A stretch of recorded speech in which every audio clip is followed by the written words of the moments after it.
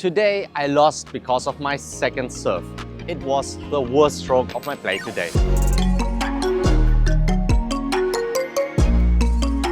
In only 2 sentences, there are 3 lies.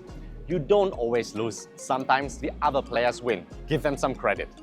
Also, usually you do not lose due to your second serve. Also, it cannot have been the worst stroke of the play. Let's go deeper.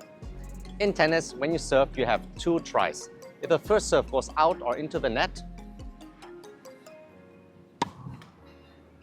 you have a second try. If you miss the second try, you make a so-called double fault and the opponent immediately wins the point. If you played it safe and made a serve that is easy to return, maybe the opponent smashed it into your court and forced an error on your side. But you only do a second serve because you missed the first serve. Instead of focusing all the time on your second serve, ask yourself what happened to the first serve. Do you put too much risk into it? How about a 70% first serve instead of a 100% fault?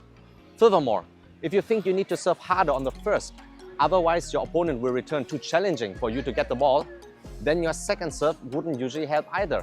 In other words, if your first serve is not good enough already, stop blaming your worst second serve. You cannot risk a potential outcome for a sure fault. You could lose, but then it also means that you could win. Always choose the latter, as this mindset will make you happier. And lastly, it cannot have been the worst stroke, because only if you had double faulted every second serve, which is unlikely, then ask yourself again, what happened to all the first serves before you had to make the choice of doing a second serve? Sorry for being so literal, but obviously I was not talking about tennis, but about situation, outcomes and processes here. Correlation and causality, and the poor excuses of mixing them.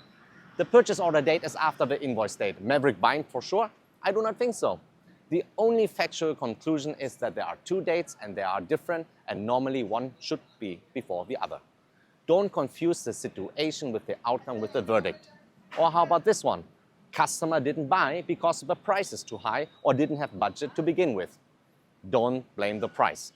Maybe value proposition was not clear or qualification insufficient. So yes, my second meeting might have bombed, but probably my first meeting also had something to do with it. And that's my tennis with tea with T.